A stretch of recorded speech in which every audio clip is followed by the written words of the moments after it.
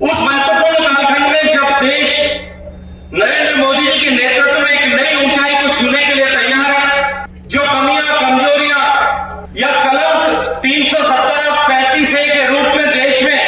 आजादी के समय हुई गलतियों के चलते हुए रह गए थे, उनको समाप्त करके विरासत का संरक्षण करते हुए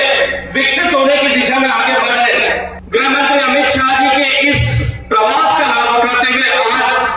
ये जोधपुर में मूर्ति की स्थापित करने में हम सफल हुए। धीरे से उनसे निवेदन किया था कि भाई साहब आप आ रहे हैं, एक छोटा सा कार्यक्रम करना चाहते हैं, एक मूर्ति का अनावरण करना चाहते हैं, तो उन्होंने कहा मैं निश्चित रूप से करूंगा और मुझे बहुत प्रसन्नता होगी। खमागणी सा राम राम, मैं हूं आपके बीच में आपका दोस्त दीपक। आप देख रहे हैं मगर झलको जोधपुर चैनल। हमार आप देख सको मैं हूं सर्किट हाउस के बाहर है। आपने बता दूं कि अठे थोड़ी सी देर में गृह मंत्री अमित शाह आने वाला है, क्योंकि अठे आप पीछे देख सको एक मूर्ति है, 11 फीट की मूर्ति है, सरदार वल्लभ भाई पटेल की, उन्होंने अनावरण होला। इनसे पहले वे बीएसएफ के अंदर जो आज बीएसएफ रो 60वां स्थापना दिवस है, उनमें परेड और वगैरह में शामिल हुआ है। आपने बता दो कि कल रात्रा करीब 12 बजे एयरपोर्ट स्टेशन पहुंचा था अमित शाह, और वठे मानो स्वागत करवा के लिए गजेंद्र सिंह शेखावत, मुख्यमंत्री भजनलाल जी शर्मा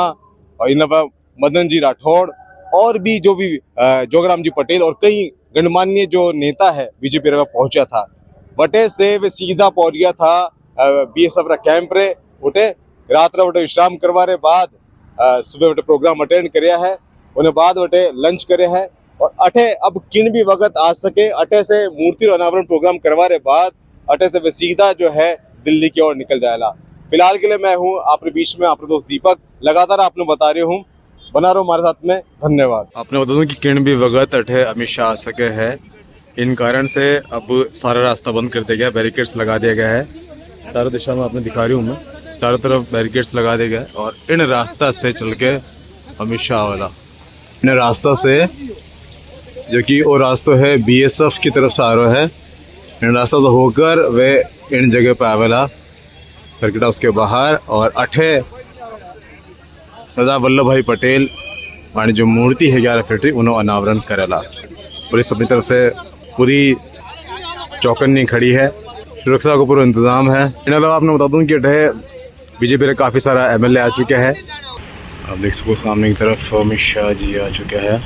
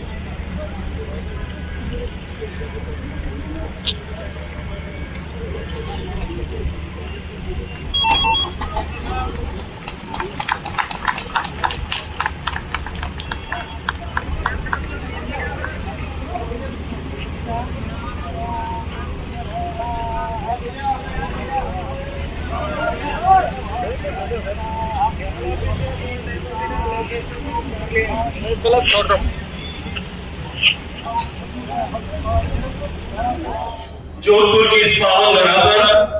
आधुनिक भारत के निर्माता और आजादी के बाद में अंग्रेजों के षड्यंत्र को विफल करते हुए विभिन्न रजवाड़ों में बटे भारत को एकीकृत करने के सूत्रधार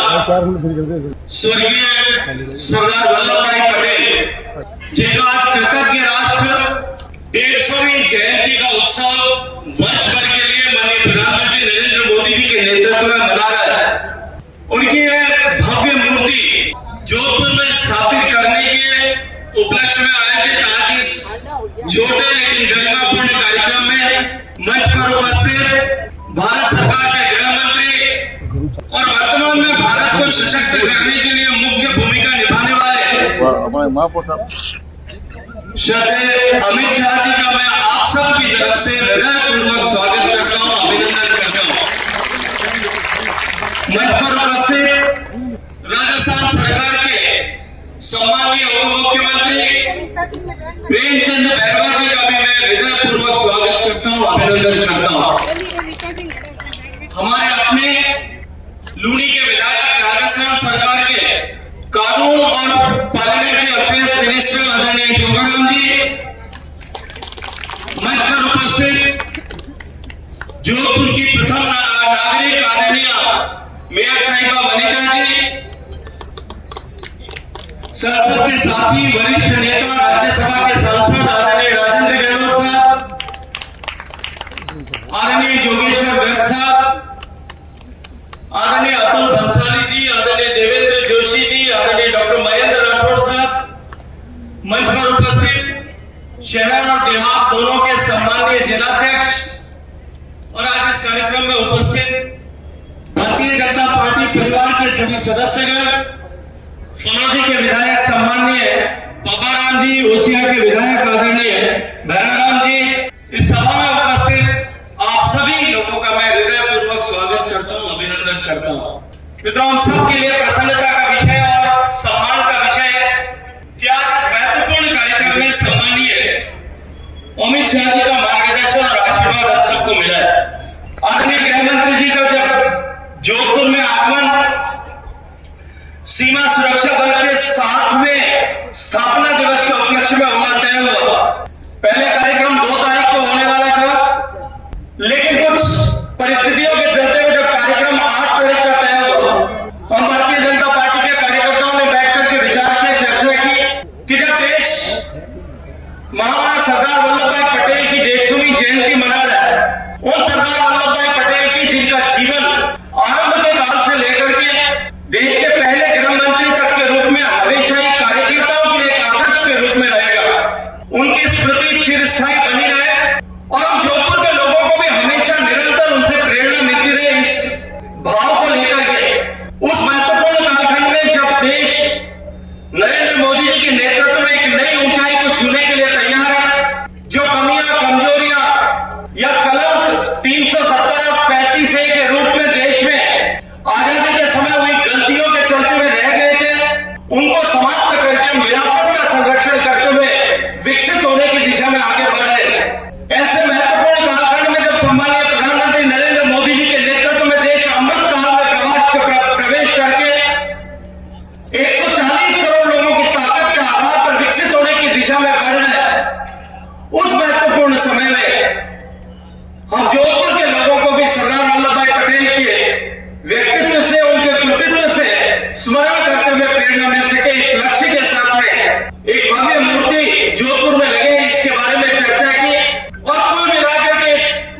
ये 7-8-10 दिन के कालखंड में इस मूर्ति का निर्माण करा करके सम्मानीय गृह मंत्री अमित शाह जी के इस प्रवास का लाभ उठाते हुए आज ये जोधपुर में मूर्ति की स्थापित करने में हम सफल हुए। मैं हृदयपूर्वक माननीय अमित शाह जी का अभिनंदन करना चाहता हूं कि मैंने धीरे से उनसे निवेदन किया था कि भाई साहब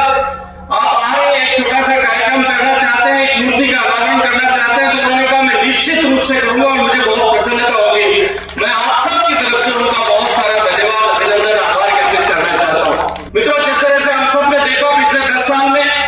भारत की तकदीर और तस्वीर बदलती हुई न केवल हम महसूस कर रहे हैं, बाकी पूरा विश्व महसूस कर रहा है। हम अपने